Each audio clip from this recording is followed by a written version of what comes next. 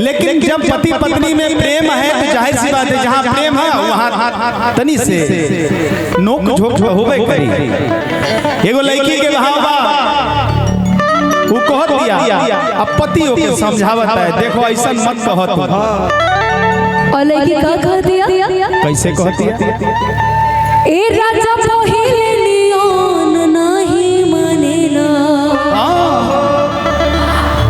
है अपना में हरि के गैर लेख जानला तको में भइल बबनाम रोर प्यार में अच्छे जाए कहू सिंगार के नानला गोरी ए राजा हो सिलवट पचूड़िया भोरे लुले जान सिलवट पचूड़िया भोरे लुले जान तो अपना राजा जी के दिलवा काहे पूरे लुले जान हो अपना राजा जी के दिलवा काहे पूरे लुले जान राजा पहिले नियन नहीं मानेला अपना में हरि के गैर खजानेला कम भइल बबलाम रोरा प्यार चिचाए कहू सिंगार के नानेला गुस्सियाती बहुत मान भी तो जाते हैं। अच्छा इसीलिए तो कहते हैं कि सिलवट पचूड़िया भोरे लुले जान सिलवट पचूड़िया भोरे लुले जान कि अपना राजा जी के दिलवा काहे पूरे लुले जान ओ अपना राजा जी के दिलवा काहे पूरे लुले जान ओ अपना राजा जी के दिलवा काहे पूरे लुले जान ओ अपना राजा जी के दिलवा काहे पूरे लुले जान।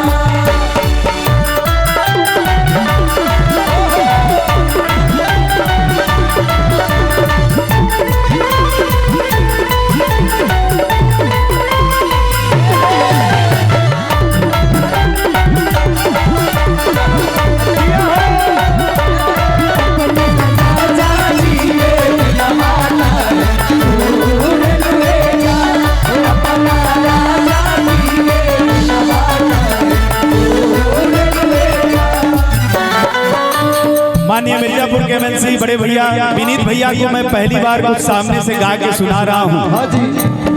विनीत भैया हम मंच में सिर्फ गायक नहीं हैं और ये गायिका नहीं है, मैं ये मेरी पत्नी और मैं इनका पति हूँ। हमने एको दिन हल्का सिंह पाड़िया एको दिन सिल्वर पे चूड़ी नहीं फोड़ी।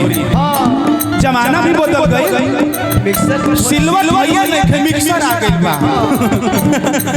ये कहतनी कि राजा जी के दिलवा मतलब हम इनके लिए कुछ नहीं करते हैं, लेकिन हम अभी कह रहे हैं कैसे सोच के सवार के तू आवा पानी बन के मन खुश कई दो है अपना बलम के हो अपना बलम के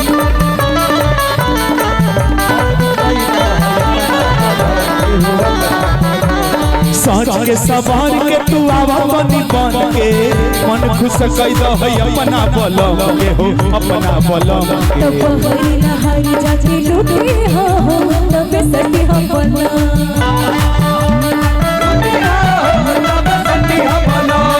विजय भैया के तू डटी हो तब हटी हम बोलना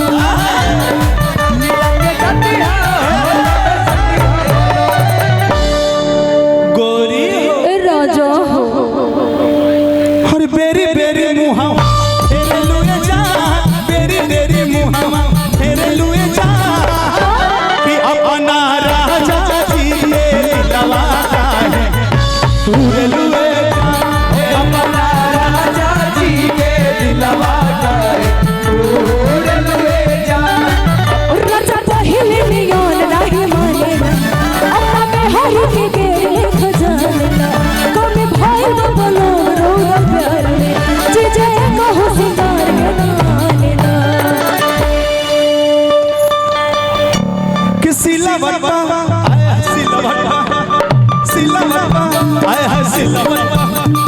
सिलवट चूड़िया तोरे लुए जान अरे सिलवट चूड़िया सिलवट पचुड़िया सिलवट पचुड़िया तुरे लुए जान सिलवट पचुड़िया तुरे लुए जान।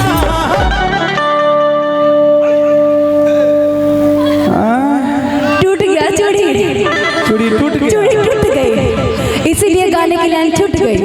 अपना राजा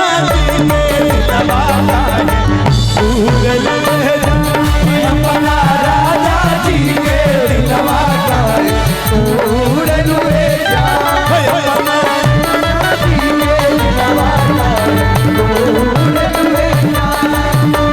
तुम दिल की धड़कन में रहते हो तुम दिल की धड़कन में रहते हो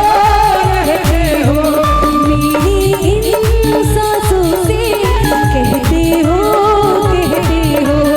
बाहों में आ जाओ सपनों में खो जाओ बाहों में आ जाओ सपनों में खो जाओ तुम दिल की धड़कन में रहते हो अपना राजा जी के दिलवा दूर लुए जा अपना राजा जी के दिलवा दूर लुए जा।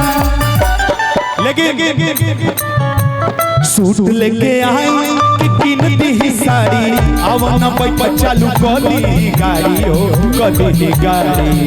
ये सही रहेगा। और बनारस में बनारसी साड़ी दिला दीजिए, सूट रहने दीजिए ठाकुर जी। तो मैं गाऊंगा ए राजा हमके बनारस घुमाएगा ए राजा हमके बनारस घुमाएगा ए राजा हमके बनारस घुमाएगा। अब मुझे क्या चाहिए? ठाकुर जी ने तो मुझे बात कह दी कि सूट और साड़ी की, तो मैं ठाकुर जी क्या चाहती हूँ? और लैला न जाएंगे बजरिया होगी घसड़िया बोलो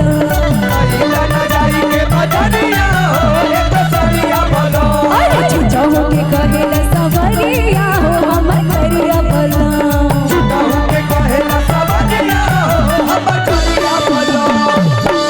का हम बाजारे जाइए बड़ी चालाकी दिखावत। हाँ मुझे पता है, मैंने इतना गाया है कि मुझे सब पता है क्या कहेंगे, लेकिन लाइन भुला जाता है बस।